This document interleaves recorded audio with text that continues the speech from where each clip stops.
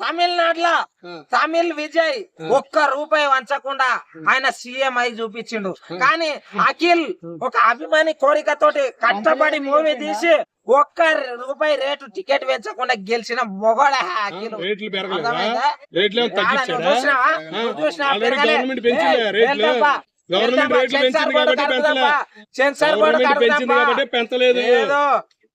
మొగన్ లాగా cinema hit అయింది. ఏడ పోయి గవర్నమెంట్ కి ఇట్లా పోయి కాలు మొక్త రేట్లు పెంచని అనలే నాగార్జున. అర్థమైందా? మొగోన్ లాగా గెలిచిరు. బాగా నచ్చింది ఏంటి? నాకు అందుట్లో మాత్రం అఖిల్ ఎమోషనల్ సీన్ చాలా నచ్చింది. అంతగానం చేస్తానని నేను ఎక్స్పెక్ట్ చేయలేదు.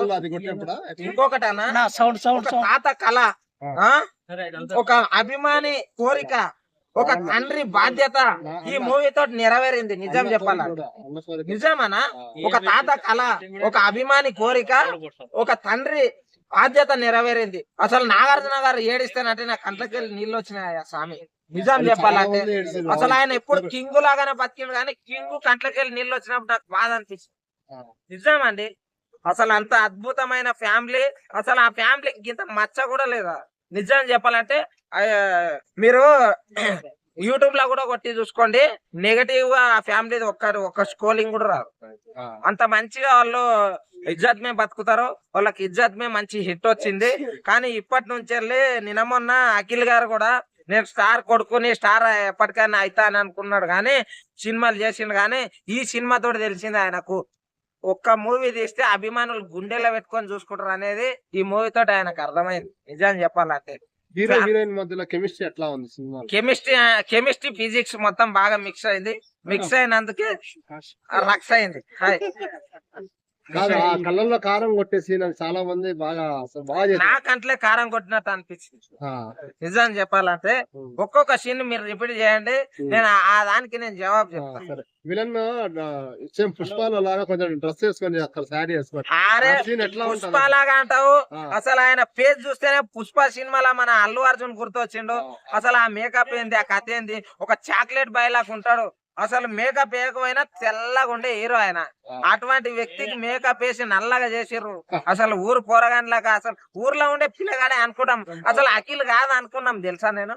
అంత బాగా యాక్టింగ్ చేసిన అసలు ఇంతకు ముందు వచ్చిన అఖిల్ మూవీ గాని ఏజెంట్లల్లో ఎట్లుండే వైల్డ్ సాలే అని అన్నాడు చూడు, వైల్డ్ ఫ్యాన్స్ ఉండరు నాకు. కానీ ఇప్పుడు తెలిసింది ఆయన సెకండ్ హాఫ్ ట్విస్టులు ఎక్కువ ఉన్నాయి అన్నారు కదా. ఉంటాయన్న, సినిమా అన్న తర్వాత ట్విస్టులు ఉంటాయి. స్టోరీలు చెప్పడం మాత్రం కరెక్ట్ కాదు. ఎందుకు తెలుసా? ఇప్పుడు వాళ్ళు కూడా ఎంతో మంది సినిమాల కెమెరా వాళ్ళు గాని, బ్యాక్గ్రౌండ్ గాని, ఇంకోటి ఆర్టిస్టులు గాని, మ్యూజిక్ డైరెక్టర్లు గాని ఎంతో మంది చాలా కష్టపడితే ఒక సినిమా వచ్చింది. ఆ స్టోరీ మొత్తం ఎన్నే రిపీట్ చేస్తే ఇక వాళ్ళ కష్టానికి ఫలితం ఏడ దొరుకుతుందని చెప్పు. మ్యూజిక్ ఎట్లా కొట్టిండు తమను?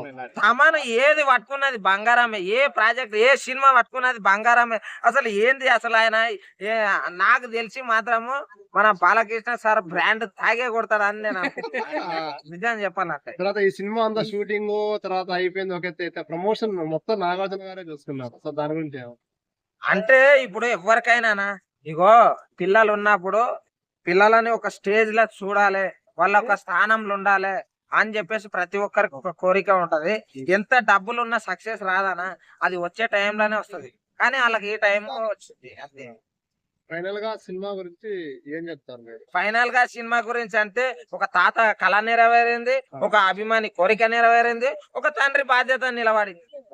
సినిమాలో మీకు ఇంకా హీరో హీరోయిన్ కాకుండా విలన్ కాకుండా ఇంకా స్టోరీ చెప్పాను.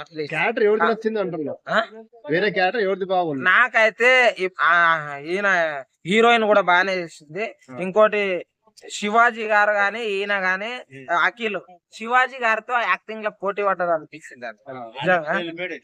చాలా అంటే శివాజీ గారి క్యారెక్టర్ కొంచెం డిఫరెంట్ గా చాలా అంటే చాలా అద్భుతంగా ఉంది. ఆయన ఈ రోల్ చేస్తానని నేను అనుకోలే. ఆయననే విలన్ రోల్ అవుతుంది అనుకుంటే కానీ అంటే ఒక ఈ రోల్ చేస్తాడని ఎక్స్పెక్ట్ చేయాలి అట్లా. ఓకేనా?